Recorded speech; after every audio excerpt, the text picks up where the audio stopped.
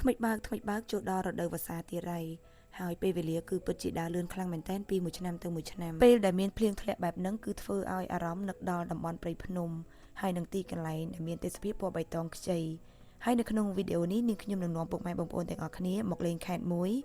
ដែលស្ថិតនៅភូមិភាគឦសាននៃប្រទេសកម្ពុជាបើនិយាយអំពីចម្ងាយវិញគឺឆ្ងាយគួរសមដែរក៏ប៉ុន្តែទោះបីជាឆ្ងាយប៉ុណ្ណាក៏ដោយការធ្វើដំណើរដ៏វែងឆ្ងាយរបស់យើងគឺមិនខកបំណងទេនៅពេលដែលបានមកដល់ទីនេះប្រហែលជាមិនចាំបាច់នាងខ្ញុំប្រាប់តន់ទេពុកម៉ែបងប្អូនគ្រាន់តែឃើញក្បាលវីដេអូប្រហែលវិនាទីហ្នឹងប្រកាសជាដឹងហើយថាខេត្តណា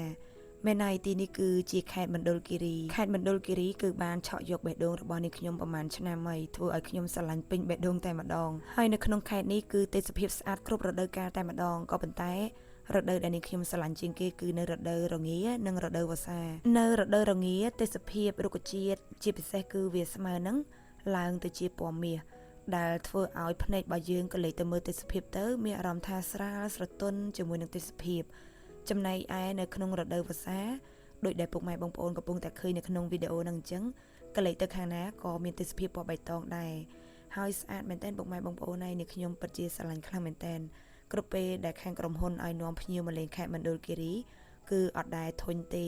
មានតែសប្បាយចិត្តទោះបីជាមកមួយខែ 4-5 ដងក៏មិនមានបញ្ហាដែរចុះបើសួរថាពេលធ្វើដំណើរផ្លូវឆ្ងាយអញ្ចឹងអត់មានអារម្មណ៍ថាធុញទ្រាន់ទេហ៎ចាគឺអត់ធុញទេដោយសារតែពេលធ្វើដំណើរទោះបីជាផ្លូវឆ្ងាយយ៉ាងណាក៏ដោយប៉ុន្តែតាមផ្លូវគឺមានទេសភាពស្អាតដូច្នេះហើយភ្នែកយើងគឺអត់មានអារម្មណ៍ថាអផ្សុកទេហើយពុកម៉ែបងប្អូននៅពេលដែលធ្វើដំណើរចូលដល់ទឹកដីខេត្តមណ្ឌលគិរីភ្លាមកុំគេងណាតាគេងគឺខាតហើយអង្គុយមើលទេសភាពតាមដងផ្លូវពីព្រោះតាទេសភាពហ្នឹងក៏អាចធ្វើឲ្យអារម្មណ៍របស់យើងធូរស្រាលមកកម្រិតដែរបើនិយាយអំពីតំបន់ទេសចរនៅក្នុងខេត្តមួយនេះវិញគឺថាសបោបែបមិនធម្មតាទេពុកម៉ែបងប្អូនមិនថាតែជាតំបន់ទឹកជ្រោះ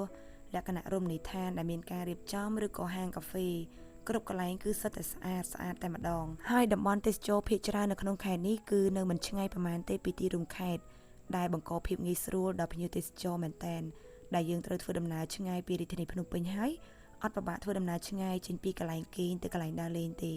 ដោយសារតែភាគច្រើនគឺនៅជិតខេត្តដែរចំណែកដំណាំហូបផ្លែវិញក៏សម្បូរបែបដែរពុកម៉ែបងប្អូនដូចជាទុរេនមង្ឃុតសាវម៉ាវប៊ឺផាសិនកាហ្វេម្រេចជាមួយនឹងដំណាំបន្លែអីផ្សេងមានច្រើនមែនតើដោយសារខេត្តនេះគឺជាខេត្តដែលមានដីក្រហមដូច្នេះហើយដំណាំគឺដាំលូតលាស់បានល្អខ្លាំងមែនតើនៅក្នុងវីដេអូនេះអាចថារៀងអួតតិចហើយពីខេត្តមណ្ឌលគិរីក៏ប៉ុន្តែអ្វីដែលនាងខ្ញុំបានលើកឡើងហ្នឹងគឺសុទ្ធតែជាពាក្យពិតអត់មានការប្រឌិតអីទេគឺនិយាយតាមអ្វីដែលនាងខ្ញុំមើលឃើញនិងធ្លាប់ឆ្លងកាត់ហើយទទួលបានអារម្មណ៍នៅពេលដែលខ្ញុំមកទីនេះពីវីដេអូរបស់នាងខ្ញុំទៅគឺចែករំលែកទៅកាន់ពុកម៉ែបងប្អូនទាំងអស់គ្នាគ្រាន់តែចង់ផ្សព្វផ្សាយអំពីខេត្តដែលមានសក្តានុពលទេសចរខ្ពស់ហើយគួរតែទទួលបានភ្ញៀវទេសចរច្រើននិងក៏ចង់ឲ្យពុកម៉ែបងប្អូនទាំងអស់គ្នាបានស្គាល់បានឃើញបានដឹងអំពីសម្រស់ដ៏ស្រស់ស្អាតរបស់ខេត្តដែលស្ថិតនៅប៉ែកភាគឦសាននៃប្រទេសកម្ពុជារបស់យើងផងដែរហើយនៅខ្ញុំគឺពិតជាចង់ឲ្យពុកម៉ែបងប្អូនដែលអត់ដែលមកលេងបានមកលេងបានម្ដងឬក៏ពីរដងដើម្បីទទួលបានអារម្មណ៍ដូចអ្វីដែលនេះខ្ញុំបានរៀបរាប់នៅក្នុងវីដេអូហ្នឹងជាហូរហែអរគុណពុកម៉ែបងប្អូនទាំងអស់គ្នាដែលបានទស្សនាវីដេអូរបស់នេះខ្ញុំតាមពីដើមរហូតដល់ចប់ជួបគ្នានៅវីដេអូបន្តទៀតជម្រាបលា